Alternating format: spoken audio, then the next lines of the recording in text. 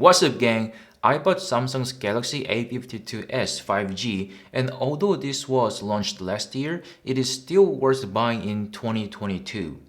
I have been using this phone for about a month, and we're gonna talk about why I think you should buy this and why you shouldn't. I burned my own cash for this phone, so it's gonna be a 100% genuine, honest review.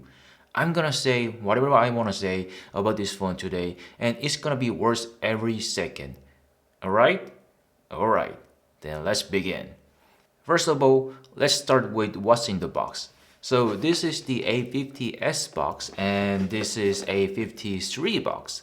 The box has a V-Fear shape, so we know Samsung ships more than a phone in this box right from the get-go. And now, A53, get out. Then, let's open the box. In the box, it has SIM ejection tool and some papers, but no case. I saw some people have a case included, so I don't know why I'm not getting it. I got my phone in Germany on Amazon, so if you buy in Germany, you might not get the case, like me. And Samsung ships this phone with a power brick with a matching USB Type-A to Type-C cable. The next generation A53 does not come with the power brick, so this could be one reason to choose A52s over A53. I mean, if you need a power brick. One thing I should say is this power brick is 15-watt brick. And I don't get it. If the phone supports 25-watt fast charging, why not ship it with 25-watt power brick? This is a crime.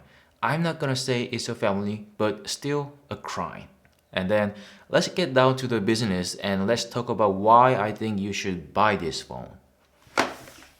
First of all, A52s has Snapdragon 778G inside. This chip has almost the same performance as Snapdragon A55, and A55 was in Galaxy S10 lineup 3 years ago. So you're getting 3-year-old Samsung flagship performance with this chip. Although the chip was launched about a year ago, it is very capable of almost anything you demand even today. Multitasking with a split screen works just fine, and playing a game is not an issue. I play League of Legends Wild Rift a lot, and A52s doesn't slow down a bit even in the highest graphics setting. Call of Duty Mobile and Pokemon Unite are okay to play, and I don't feel any lag.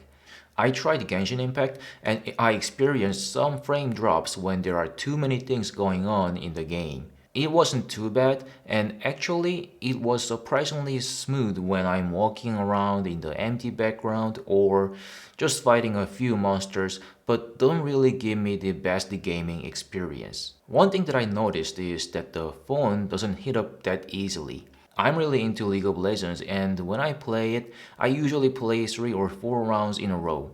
And each round is like 20 to 25 minutes, so it is 1.5 hour play. Even then, A52s doesn't heat up that much. It gets warm on the backside, but it's never got hot like Snapdragon 8 Gen 1 or 888. All in all, I'm pretty happy with this processor since it can handle pretty much every activity.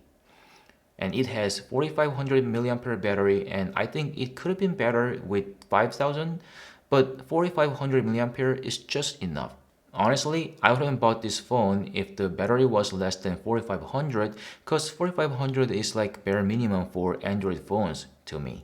I had 17 hours and 38 minutes of playtime with about 2 hours of Chrome browsing, 2 hours of gaming, and 1 hour of internet shopping. The screen on time was 6 hours and 27 minutes, and when I didn't play a game and used the phone just for Chrome, YouTube, and Instagram whatnots, I had 1 day and 9 hours of playtime with screen on time of 4 hours and 55 minutes. So, Galaxy A52s is more than enough for full day use, and it can be a 2-day phone if you don't use your phone intensively. And the display on this phone is awesome for this price.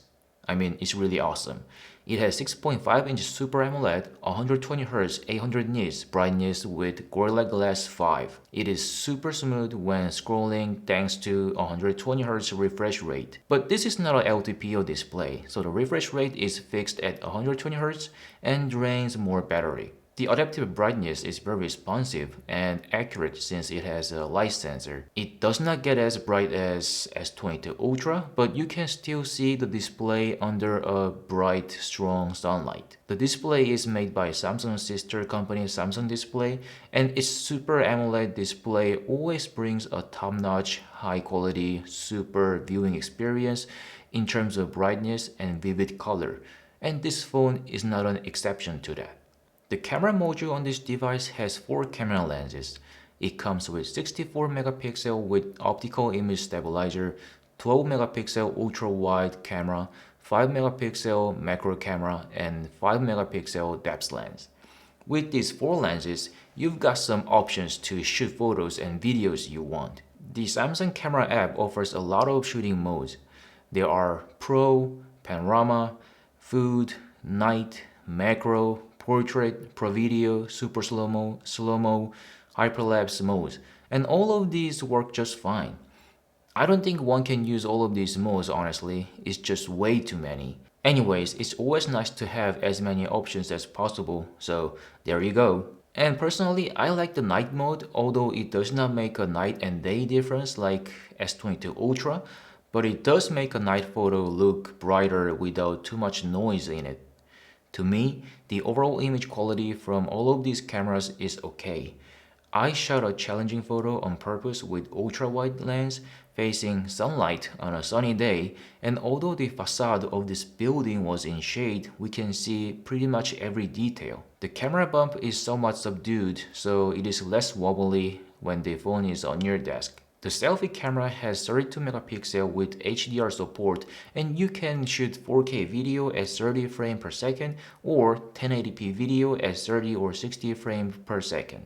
And there's something A52s has but other phones don't have, and that is a headphone jack. Almost every smartphone doesn't have a headphone jack these days. Headphone jack is like a legacy tech, and I used to think like that too. But I can tell you, I didn't know having a headphone jack on my phone could be this entertaining. As I said earlier, I play League of Legends a lot, and using a Bluetooth headphone doesn't give a good gaming experience because the sound always lag. The sound I hear and the screen I see doesn't match. I mean, it never matches, honestly. And thanks to the headphone jack, I used my Sennheiser headphone and I love playing the game with the wired headphone. It gives a completely different experience from using a USB-C to headphone jack adapter because the cable doesn't bother my hand since the headphone jack isn't placed in the middle of the phone. I have been using this phone to play the game just to get a comfortable and lag-free gaming sound, and I love it. And the next generation phone A53 doesn't have a headphone jack, so if you really want to have a headphone jack, this phone is the only answer in mid-tier lineup in Galaxy A series. Also, it comes with micro SD card slot, which is expandable up to 1 terabyte. The SD card slot shares the second SIM slot, so if you are using 2 SIM at the same time, then there is no space for a micro SD card. Although A52s is a budget phone, it has IP67 water and dust resistance, so it is more reliable than a phone with no resistance. And the entire body and the frame are made of plastic. Even the silver frame is plastic. Samsung didn't even try to make it look better by using a made-up name Glastic this time. So the tactile experience is cheap, but using plastic makes the phone lighter. It weighs 189 grams or 6.67 ounce. It is not very light, but it is noticeably lighter if you are coming from 200 gram or 7 ounce phone.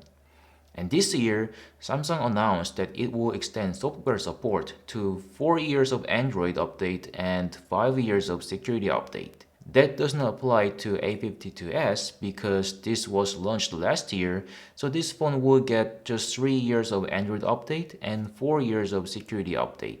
But that is still pretty decent software support because we will get Android 14 till 2024 and security update till 2025.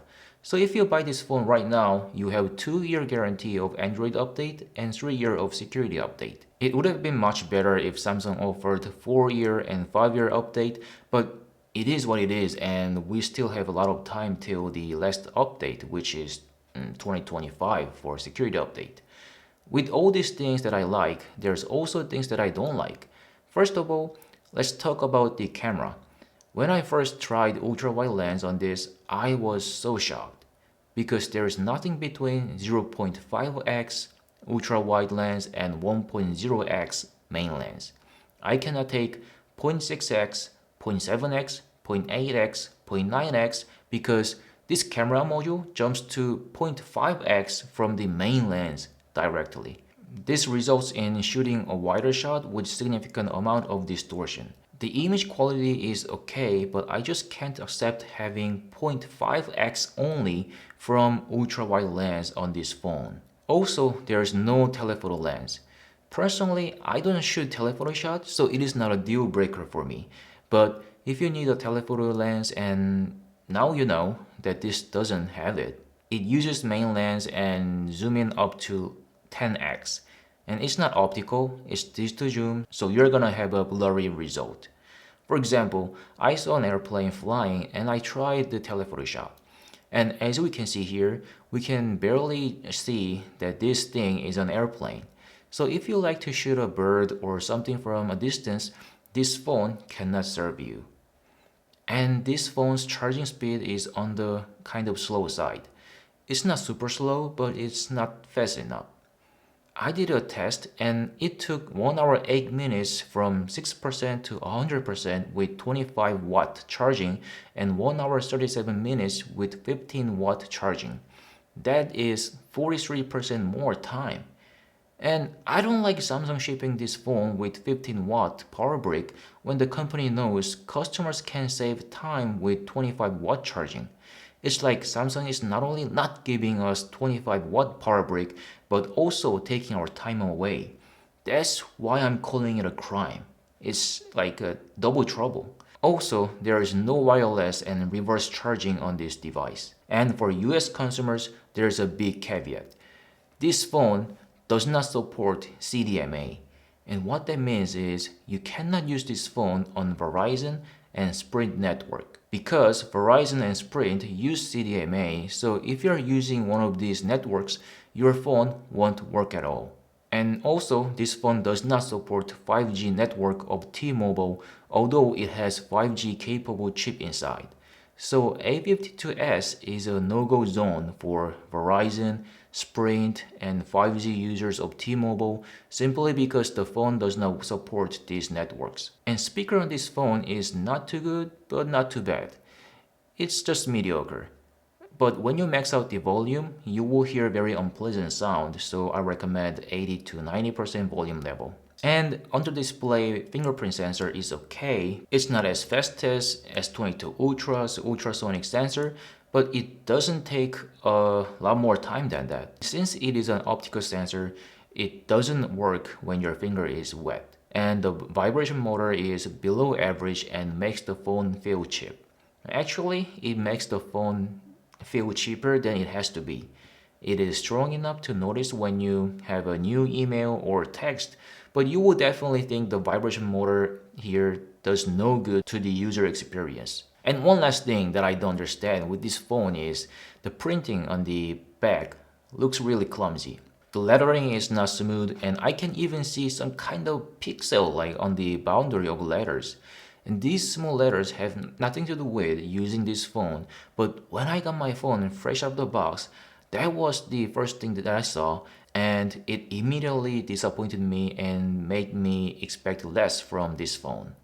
I was like, if the quality of the lettering on the back of this phone is this lousy, then this phone must suck. But with all these gripes, I think A52s is actually a nice phone because of its price. The base model with 128GB of storage and 6GB of RAM is $265 on Amazon right now.